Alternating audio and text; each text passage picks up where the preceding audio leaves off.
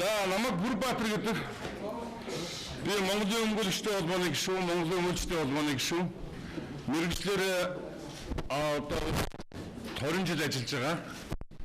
Хуулийн ажил хийгээд тэгээд би өчигдөр 2016 оны 3 сарын 15-ны өдөр Авилгатай тэмцэх газарт нэг өмгөөлөгчийн хүсэлт гаргасан юм аа. Тэгээд тэр хүсэлттэй холбоотой асуудлаар та бүхэнтэй санал солилцох зайлшгүй шаардлагатай байгаа учраас би энэ хөгжлийн баг хурлыг зарлан хуралдуулж байна.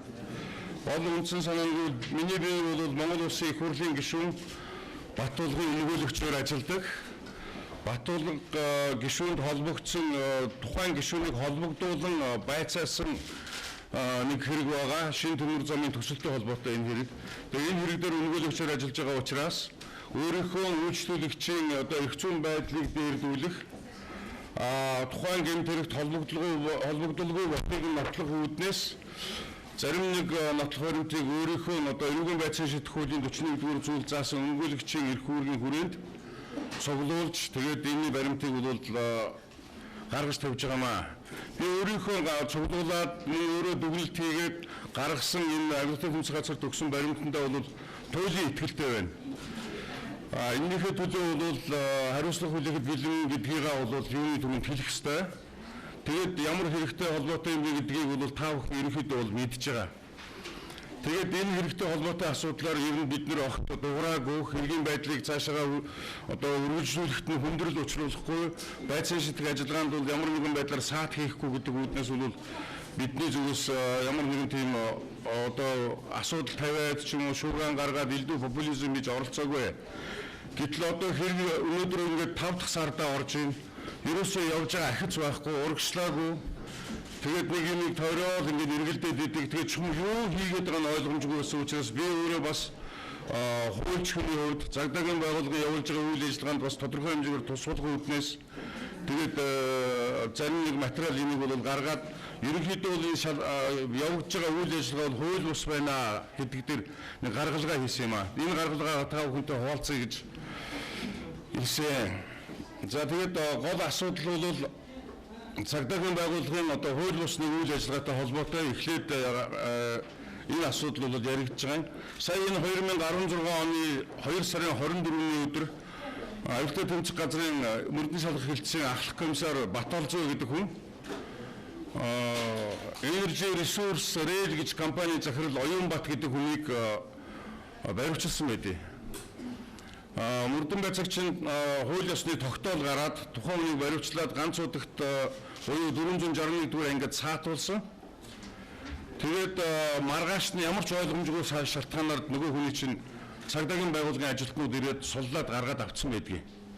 Тэгээд энэ юу болоод яагаад энэ болов гэдэг дээр бид нэр дүгнэлт хийгээд тэгээд би өөрт байгаа материалынхаа хүрээнд бол тодорхой хэмжээгээр судлаад ингээд үзэхэд үнэхээр бол ноцтой баримт бол энэ дээр гарч ирж байна. Тэгээд энэ тухайл гол нь ярих гэсэн.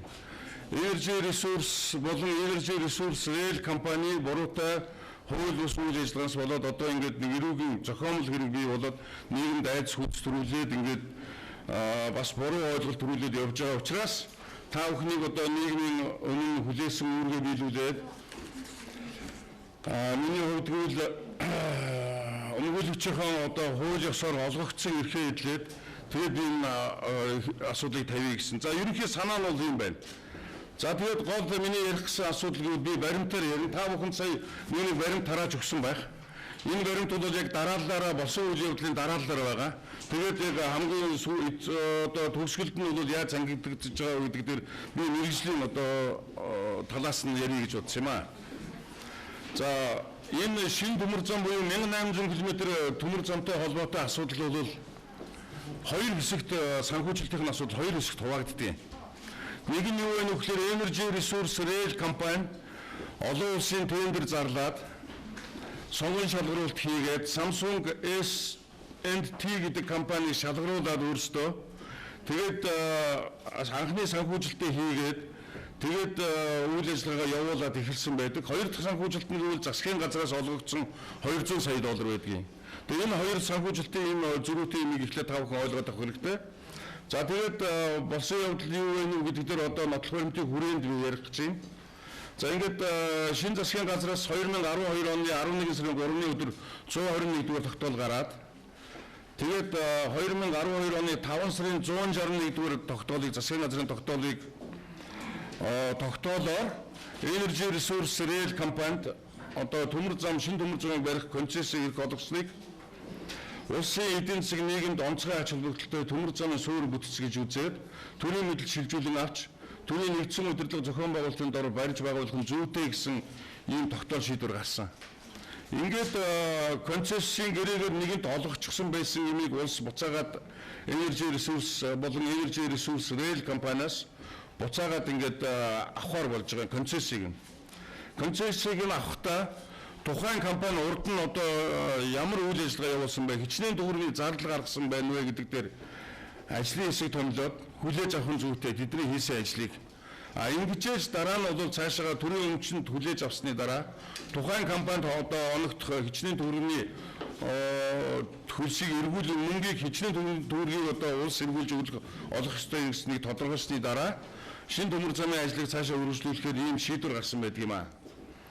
Тэгээд энэ хугацаанд ерөнхий сайд Алтан хувийн 65 тоо захирамж гараад засгийн газрын 161 дугаар тогтоол хүчингүй болсон учраас энэ компаниудын төмөр замын төсөлд оруулсан хөрөнгө оруулалтын зардлыг шинээр байгуулах тусгай зориулалтын компани хөрөнгө оруулалтанд тооцох эсвэл буцаа олготлоор хэлэлцээр хийгээд шинэ хөрөнгө оруулалт босгохыг одоо ажлын хэсэг даалгасан байна. За ингээд 2013 оны 1 сарын 26-ны өдөр засгийн газрын 28 дугаар тогтоол гараад Монгол улсад шинээр барих төмөр замын суурь бүтцийг барих, ашиглах, шилжүүлэх концессийг Монголын төмөр зам компанид олгосон байдаг ХЭК-ад. 2013 оны 1 сарын 2-нд барилгын ерөнхий гүйцэтгэгчийн APC гэж одоо гэрээг Energy Resource компани өөрийнхөө 02 тоотоор тухайн үеийн зам тээврийн яамны сайдаар томилогдсон байсан ажлын хэсгийн ахлагч ганц хөл явуулсан байна.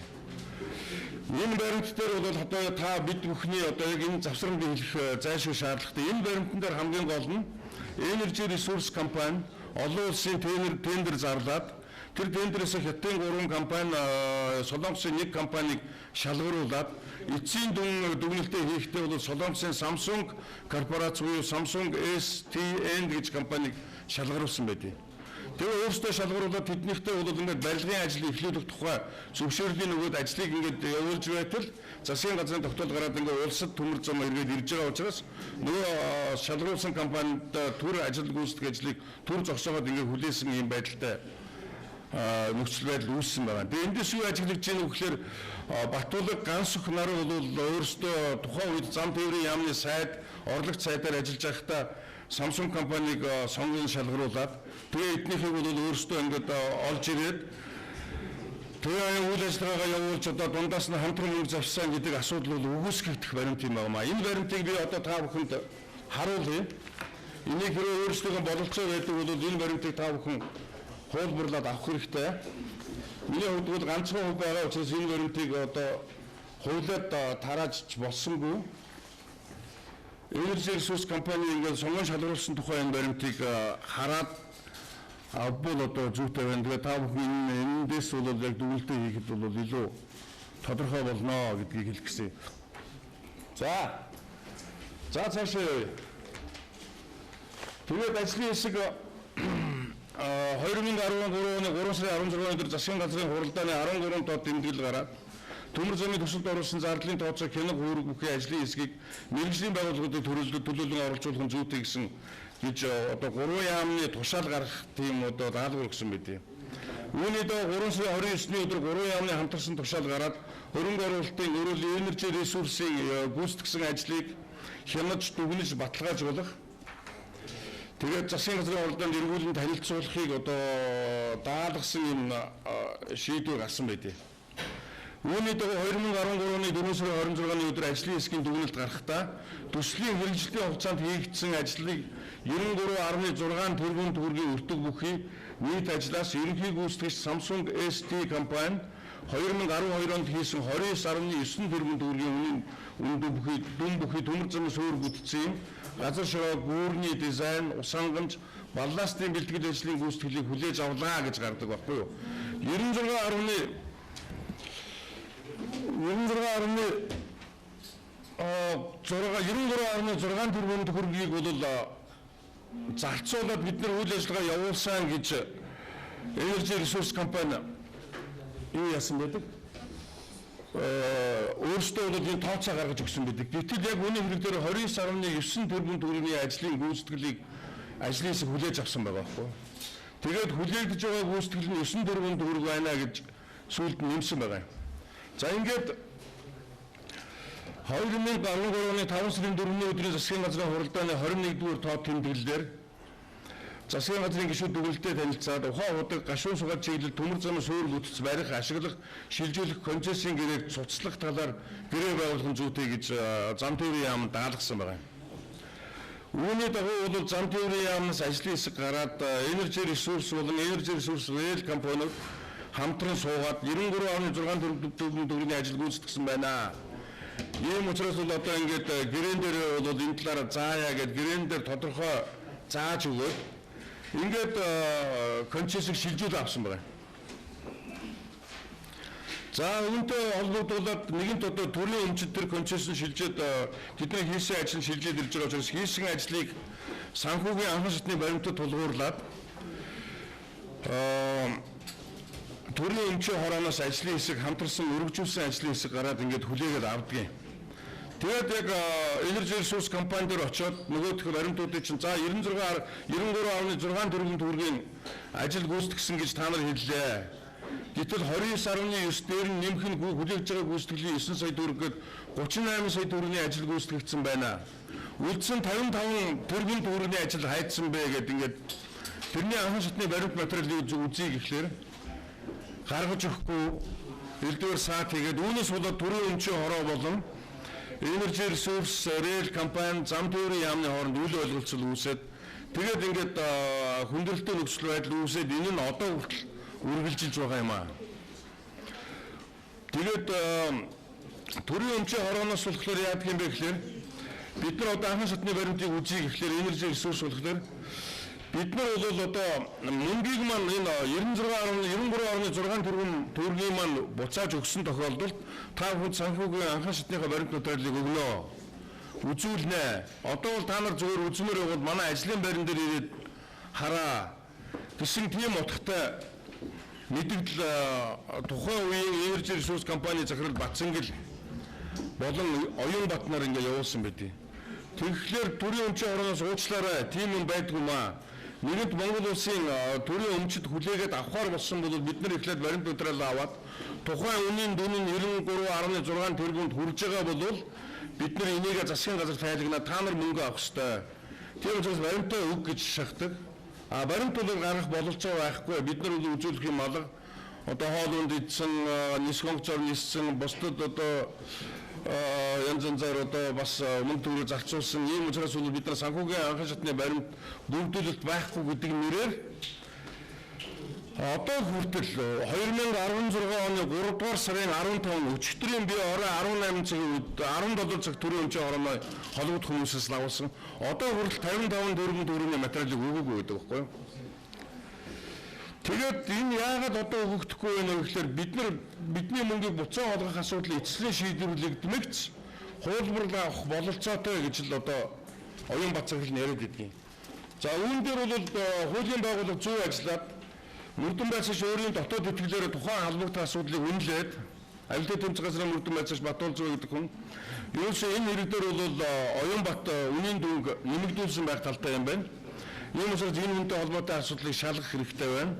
Оюнбат нь улсыг онцлог хэмжээгээр залилан эхэлсэн. Засгийн газрыг залилж ийл гэсэн үг шүү дээ. Энэ хэрэгийнхээ улмаас өөрөө оргон зайлж болзошгүй. Холбогдох асуудлаар дахин гэмтэрэг үйлдэж юм уу баримт материалыг засаж залруулж магадгүй. Мөн одоо дахин одоо ямар нэгэн байдлаар бол гэмтэргийн шинжтэй үйлдэл гаргахаас сэргийлээд 2016 оны 2 сарын 24-ний өдөр цагдаа хорсныг цагдаагийн байгууллагын одоогийн цагдаагийн тэргүүн комиссар Чингис тэргүүтэй одоо цагдаагийн удирдлагууд Яаран сандран очоод мөрдөн байцаагч ахлах комиссар Батуулзуугийн гаргасан барилцлагатай тогтоолыг шүүхийн шийдвэрийг биелүүлэх байгууллагын бол яг тогтоолыг үндэслээд хүнийг хорьсон байхад цагдаагийн чухам ямар аргаар тэр хүнийг гаргасан мэддэхгүй ингээ гаргаад аваа явуулсан байдаг. Тэгээ би энэ хэрэг дээр бол тэр Батулзуу мөрдөн байцаач нэг гараараа гаргачихад нөгөө гараараа буцаагаад энэ хүнийг одоо оруулчихад буцаагаад суллана гэж байхгүй гэж бодож байна. Тэгээ энд бол цагдаагийн оролцсон байна. Тэгээд яагаад оролцсон бэ гэдэг дээр ингээд хараад ажиллаад байхад бол энэ 93.6 тэрбум төгрөгийн материалаас ерөөсө 38 тэрбум төгрөгийн одоо үнийн дүн бүхий ажлыг Energy Resource Rail компани хүлээлгэн өгөөд үлдсэн 55 тэрбум төгрөгийн ажил одоо хүртэл байхгүй байгаа.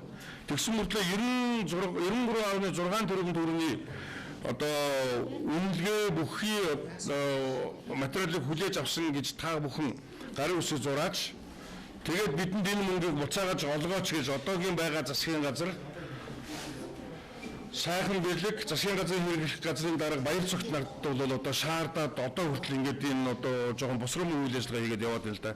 Үүндээ бол Energy Resource компани өнөөгийн байдал бол маш хүнд байгаа. Гадаадаас маш хэмжээний зээл авчихсан байгаа. Зээлийн өөрийнх нь одоо эргэн төлөгдөх хугацаа нь 2017 оны 3 сарын 29-ний өдөр. Энэ төлөгдөхөөс өмнө энэ хүмүүс ямар нэгэн байдлаар ингээд тодорхой баримт материал бүрдүүлэхгүйгээр яаж хийгээд одоо усаас мөнгө салгачих. Энэ цаад хийгээд байгаа хүн нь бол Батулга байна. Хансх байна. Батцая гэж тухайн үе төрийн нарийн эмчийн дараагаар ажиллаж байсан хүн байна. Liberty Partners компани захирал Хамбат байна. Энэ хүмүүсийг бол ямар нэгэн байдлаар эхлээд талт хийж авъя. Тэгвэл бид нар мөнгөө одоо олж авахд ямар нэгэн саад учрахгүй маа гэсэн санаа барьж ийн гэж ойлгохдоор байгаа байхгүй юу. Тэгээд энэ 55 тэрбум төгрөг нэгэнт одоо үнэхээр ажил хийгээгүй юм бол та нар 38 тэрбум төгрөгөн дээрээ бол асуудлаа шийдвэрлүүлээч. Яагаад 93.6 гэж яриад явдаг юм бэ? Төрийн өмчийн хорооны удирдлагаас шаардаад асуугаад учрыг нь олъё бид дахиад та бүхэн туслая тодорхой хэмжээгээр нэмж юм одоо асуудлыг зохицуулъя гэхлээр үнэхээр нэмж өгөх материал байхгүй байдаг. Тэгсэн мөртлөө 93.6 тэрбум төгрөг улсаас авах гэдэг ингээд зүтгээд байна. Тэгээд энэ үйл ажиллагаанд хамгийн их голлох өөрөөрөлтөд оролцож байгаа хүн бол манай Монгол Улсын одоогийн цагдаагийн дарга Өрнцөндөржин Чингис гэж хүн бол холбоотой гэж үзэхэр байгаа юм. Тухайн үед 1989 онд Орсын дотоод явдлын яамны академик Монгол Улсын цагдаагийн хурандаа төр мандах Чингис нар хамт төгссөн байдаг. Төр мандах нь Баян Онгор аймагт 10 жилийн сургуулийг од жаргалтай MCS-ийн захирал од жаргалтай нэг ангид төгссөн. Тэгээд анх танилцах үндслэл нь Чингистэй танилцах үндслэл нь бол 2000 оны үед эрүүл мэндийн яамны сайд байсан Нямдаваа гэж хүн тендер зарлаа. Тэр тендертэй холбоотой асуудал Нямдаваагийн үед зарлагдсан тендер дээр MCS ороод бас нэг болохын үйлдэл хийгээд энэ дээр нь бол асуудлыг Чингис шалгаж ирсэн. Өөрийнхөө ангийн хүүхдэд төр мандах нь одоо туслаад хоёр ангийн хүүхдийн хооронд нь уулзуулад тэгээд анх эхлээд энэ хэдийн хооронд нь танилцсан асуудал үүссэн байдаг юм аа. Тэгээд үүнээс хойш бол миний лав ажилласнаар би Чингистэй бас тодорхой хэмжээгээр танил бид нар олон жил бие бинийгээ мэдэх бие бинийгээ ажиллаж байсан улсууд. Миний ажилласнаар бол одоо Чингис 2000 оноос хойш бол одоо MCS-с сарсангүй. Тэгээд энэ нь бол нэг ангийн хүүхдүүдийн тийм гурвалжин холбоо болоод одоо тэгээд энэ ингээд цаашгаа үргэлжлээд тэгээ Оюнбат гэж хүн бол өөрсдийн гүйцэтгэсэн ажлыг онцгой хэмжээгээр нэмэгдүүлээд улсыг хуурч залхим мэхлэх тийм нөхцөл байдал үүсэж байна. Тэгээ энийгээ дарж болцохын тулд 55 тэрбум төгрөг буюу 40 орчим сая төгрөгийг улсын хурлын гишүүн Батулга зам тээврийн яамны сайд байхдаа гансөх одоо дараа нь зам тээврийн яамны сайд байхдаа энэ хүмүүс бол нийлж ашиглаад нэр бүхий 5 хүн өөрийнхөө дансан шилжүүлээд авцсан байна гэдэг яриа гаргаад анх эхлээд энэ юм чинь нийгэм бужигнаад хэлсэн. Та бүхэн сэтгүүлчд бол яг энэ талаар сайн мэдлэгтэй байгаа бах. Гэхдээ жирийн олон түмэн ойлгохгүйгээс болоод маш хэмжээний мөнгийг одоо тэр хүмүүс заллаад идсэн байна, улсыг хохироцсон байна гэдэг асуудал ойлголт одоо олон түмэнд төрсэн байгаа учраас энэ бол худлаа юм шүү. Тэр 55 тэрбум төгрөг бол ерөөсөө улс гаргаагүй. Улс одоо тэр Оюнбат зүгээр л үнийн нэмэгдүүлээд ийм мөнгийг авах гээд ямар нэгэн болохотой үйлдэл хийгээд байгаа болохоос биш. Яг нэг үг хэлэх юм бол энэ мөнгө бол одоо тэгж гараад яваад тэгээд тэрийг нь 5 хүн дансандаа аваад идэж уугаад ингэ явуулсан юм бол байхгүй. Тэгэхээр нийгэмд бол буруу ойлголт төрүүлсэн юм гараад байна. Яг үндэ хэлэх юм бол тэр Samsung компаниг бол хэн ингээд оруулж ирээд тэднэртэй ажиллаж байгаа тэрийг нь одоо байгаа засгийн газар нь үргэлжлүүлээд аваад явсан бэ гэдгийг та бүхэнд ойлгохдоор баримтыг би сая энд гаргаж тавилаа. Монгол улсын засгийн газараас ерөөсөө 400 сая Америк доллар гаргах болцоотой байна. Энэ мөнгө бол одоо мөнгөний эхний хэсэг бол 200 сая долларыг нөгөө.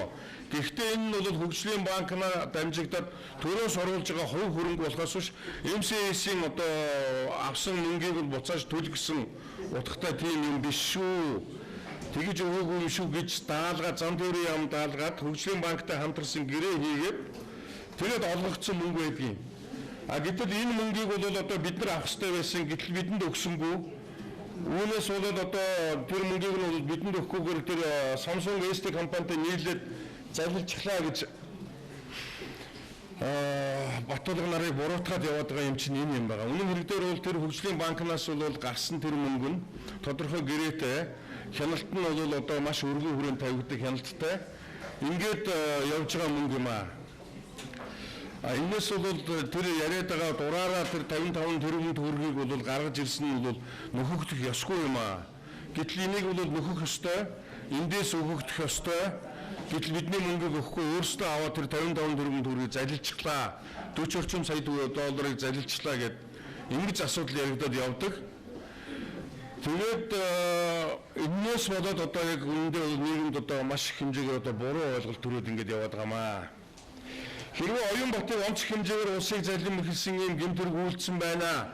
Өөрсдөө байгаа материалыг бол нуун дарагдуулж байна гэд мөрдөн байцаалтын шатанд үзээд тэгээд тухайн хүнийг баривчлах хүртэл арга хэмжээ авсан нь өөрөө бол олон улсад бол маш их онц их одоо хүмүүс олон улсын сонирхлыг татж байгаа. Mongolian Mining Corporation гэж байгууллагын хувьд гэвэл заавал Гонконгийн биржид бол манай Оюнбат ингээд баримтлагдлаа хуулийн байгууллагад шалгагдж байна гэдгийг бол мэдээлэх баримт болж өгөх ёстой байдаг.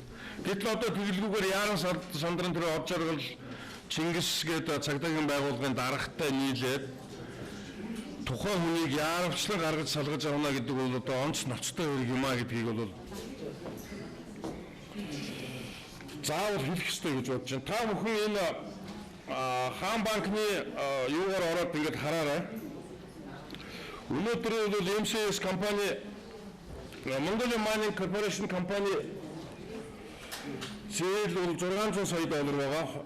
Энэ зээл нь бол тухайн одоогийн байдлаар ихэд 312.6% тийм одоо асар их хэмжээний тийм өөрийн дарамт үүсгэн тийм хэмжээний зээл одоо юутай байна хүүтэй болж гараад ирсэн нь олон улсын бүр зах зээл дээр тодорхой болоод Bloomberg дээр энийг мэдээлээд Bloomberg болохоор одоо 0.4% Гонконг доллараар энэ Mongolian Mining Corporation компани хөрөнгө үнэлэгдэж байна. Эдгээр бол одоо дампуурлын ирэмт төрсэн байна. Хэрвээ одоо MCS зээлээ одоо төлөхгүй нь 312.6% хүрчгээд байна гэдэг ийм мэдээлэл гарсан байдаг. Тэгэхээр энийгээ бол эдгээр дарахын тулд бол ямар ч аргаар хамаагүй одоо энэ мөнгөө бол олж авъя. Тэгээд өөрсдийнхөө өрийг даръя. Тэхийн тулд бид нар одоо хууль бус юу ч хийсэн хамаа алга гэж бодож зүтгэж байгаа юм шиг харагдаж байна. Миний сонсч байсан 468 тэрбум төгрөгийг Монгол банкнаас сая өнгөрдөг онд өгсөн байдаг. Тэр нөхөд нөгөө Асины уулзалтанд зориулж өгсөн юм шиг байна. Гэтэл одоо Асины уулзалтын нөгөө барилга байшингуудын тэр мөнгө дээр нөгөө засмал зам тавьсны 94 төгрөг. Одоо тэгээд 93.6 тэрбум төгрөгийг иймэрхүү маягаар ингээд авчихна гэж бодоод ингээд зүтгээд тэхийн тулд Батулга нарыг гүтгэж энэ хэрэгт холбоотой гэдэг одоо олон түмнийг бол ингээд анхаарлыг нь өөр төшөө сарниулаад зарим нэг худалдагдсан сэтгүүлчдээр дамжуулаад сонин зүгээр нэг дуртай мэдээлэл цагдаагийн байгууллагын шидэд байгаа шүү дээ. Өөрсдийнхөө нэг ач холбогдолтой биш мэдээллүүдийг тэрийг ингээд нэг буруугаар ойлгоод ингээд амар сенсацсан юм гаргаад ингээд яваад байгаа. Яг мэрэгжлийн хуульчтай ярилцаад яг мэрэгжлийн үднэс энэ нэг мөн үү биш үү гэдээ ингээд яриад явж байсан бол асуудал өөр байх байсан. Тэгээ одоо яг өөрсдөө нэгт мэхэндээ гэдэг шиг ингээд унцглаа.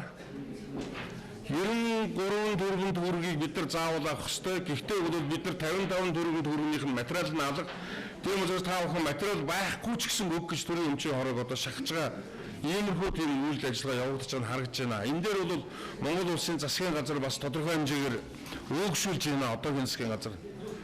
Миний сонссноор бол түрүүний 7 хоногт хуралдсан засгийн газрын хуралдаан дээр протоколоор яригдсан байдаг юм байна. Шум ямар хүрээнд яригдсаныг мэдэхгүй. Европын сэргэлт босголт хөгжлийн банкнаас МСС авсан зээлийг бол бүрж өхөн зүйтэй торгуультай төлөгдөхөр болоод байна. Ийм учраас бол торгуулийн асуудлаар тусдаа хэлэлцээр хий.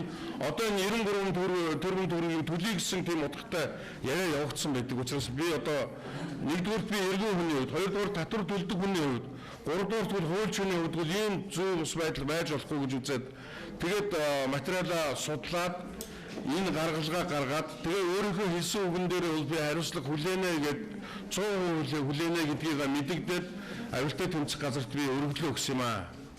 Яг ийм холбогдолтой асуудлаар энэ асуудлаар тэгвэл энэ асуудлаар өгтөө би бас өөртөө нэмэлт баталгаа хамгаалалт байх ёстой гэсэн үднэс энэ материалыг олон түмэнд танилцуулъя. Та бүхэн одоо нийгмийн хариуцлага ухамсарлаад олон түмэнд түгээж өгөөч. Миний хувьд бол мэрэгжлийн ажлыг хийя гэсэн ийм л одоо юмыг бол та бүхэнд хэлэх гэсэн юм аа. За цаашдаа яаж өрнөж болох вэ энэ асуудал гэх юм бол бид нар одоо энэ Монгол Улсын цагдаагийн дараагаар ажиллаж байгаа засгийн газар томилогдоод ажиллаж байгаа энэ Чингис гэдэг хүн албан тушаалаа өгөөд бүдгэлзүүлж хагаад холбогдох асуудлаар шалгуулах ёстой гэж бодож байна. Энэ хүний ажиллаж байгаа хугацаанд бол удаа дараа янз янзын тийм одоо хэцүү хүнд өндөрлөлтөй асуудлууд гарлаа. Тийм учраас бол энэ цагдаагийн даргын ажлыг төдөлжүүлж хагаад тухайн холбогдолтой асуудлаар хуулийн байгууллага одоо шалгаж өгөөч гэсэн ийм л хүсэлт гаргаж байна. Надад бол миний аюултай тэмцэх газарт өгсөн материалууд энэ байна. Би энэ материалуудыг бол тухайн аюултай тэмцэх газраас хураагаад авчихсан байгаа материалууд дээр бас нэмэлт тулгаад гаргаад өгч байгаа юм. Энэ бүхэн бол одоо ингээд шалгагдах хэрэгтэй яг хуулийн дагуу. Хэрвээ ингэж шалгагдсан тохиолдолд бол миний үйлчлүүлэгч эрх зүйн байдал дээшлэн тухайн хүмүүс бол гин буруугүй болох нь тогтоогдно. Харин яг хууль бусаар ингээд мөнгө авахыг завдж байгаа Mongolia Energy Resource Rail гэдэг энэ компаниуд бол одоо хүнд байдалд орж гэмт хэрэг үйлдэл засгийн газрыг хуурын нэхэлж онцгой хэмжээний хохирол уучруулахаар завдсан байна гэд түүн дээр бол одоо хамтран оролцсон, бүлэглэж хамтран оролцсон гэд хүндрүүлэх зүйл ангитайгаар шалгагдах тийм нөхцөл байдал үүсэж байгаа гэдгийг л одоо та бүхэндээ ойлгох гэсэн. Хэрвээ миний үг ямар нэгэн байдлаар одоо яг та бүхэнд сайн ойлгомжгүй байгаа бол материал гаргуулсан материалын хүрээнд та бүхэн бас үзээрэй. Цовруулаад би ингээд цоврал гаргаад хийсэн байгаа.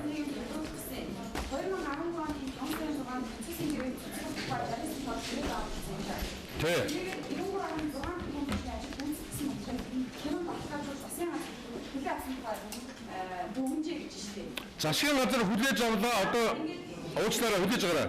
Засгийн газар хүлээж авлаа гэд гэрээн дээр тусгачаад за одоо энэ материалуудаа улсад хүлээлгээд өгөө. Та бүхэн хийсэн ажлаа хүлээлгээд өгөө гэхлээр байхгүй штэ гэдэг байхгүй. Энэ чинь хуурын мэхэлсэн үйл ажиллагаа байхгүй юу? Дараа нь биш. Эхлээд хүлээгээд авъя гэхлээр чинь Монголын төмөр зооны үйл ажиллагааг жоохон урагшлуулж явуулах, яаралтай хийгдэх ажил байгаа учраас зэрэгцүүлж явуулъя гэсэн. Ажлын хэсгийн анхны төгөлд нь гараад бид нар материалуудтай танилцсан байна гэж байна.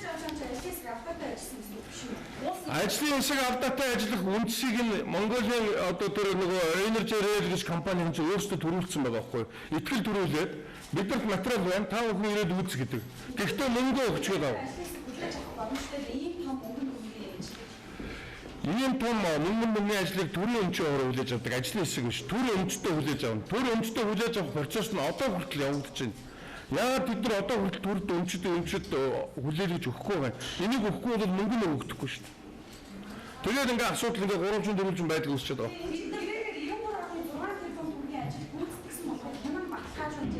хянан баталгаажуулж гэж тухайн үед бол ажлын хэсэг үдсэн байна. Гэтэл яг миний өөрийн олсон хуульч миний уулж ирсэн материал дотор одоо хүртэл хянан баталгаажуулаагүй байна. Би өгийнхээ эхэнд хэлсэн 2013 оны 16 оны 3 дугаар сарын 15 буюу өчигдрийн 17 цаг гэхэд төрийн өмчийн ороо бол одоо хүртэл би дагваагүй 55 төгрөг нэмэ гэж мэдэгдсэн. Тэгэхээр би надаас энийг асуух биш, та бүхэн тэрийг яагаад одоо хүртэл өгөх байгаа, яагаад авахгүй байгаа гэдэг төрийн өмчийн ороо болон МС-ээс очиж асуух хэрэгтэй байхгүй? Бид нар хуулийн компани одоо өөрсдийнхөө бүгд үүсгээд төрж хижүүлсэн тийм сонирхолтой бишээ та төмөр зам компани шийдвэрж авсасаар Чингис Боодын бүгд 250 сая доллараар энэ батлах төлөвтэй өгсөн. Төмөр зам төсвийг хичүүлчихэд тэгээ энэ мөнгөний маргаа одоо дуусаар байгаа. Тэгэхээр энэ мөнгөний энэ мөнгөтэй холбоотой ямар ч маргаан гараагүй. Одоо зөвхөн энэ мөнгөтэй холбоотой ажил хийгдсэн байна гэдгийг энэ чинь 200 саятай холбоотой биш. Энэ нь бол тусдаа 1800 км-тэй явж байгаа энэ зам дээр улс мөнгөний өгсөй байсан. Энэ 267 км зам гэж чинь тусдаа урагшаа явсан зам. 1800 км, 1100 км Чоолсон хот хүртэл явж байгаа энэ төмөр 5-7-оос Чоолс хүртэл явах хэвээр энэ юм дээр улс одоо нэг төгрөг гаргаагүй байгаа байхгүй.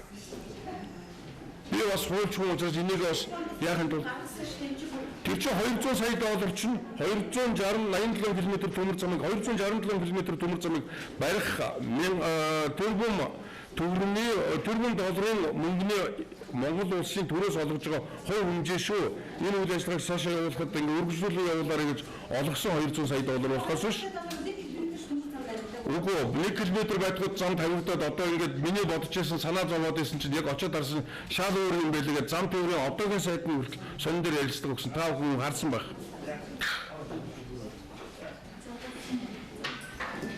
За юм байна. Баярлалаа.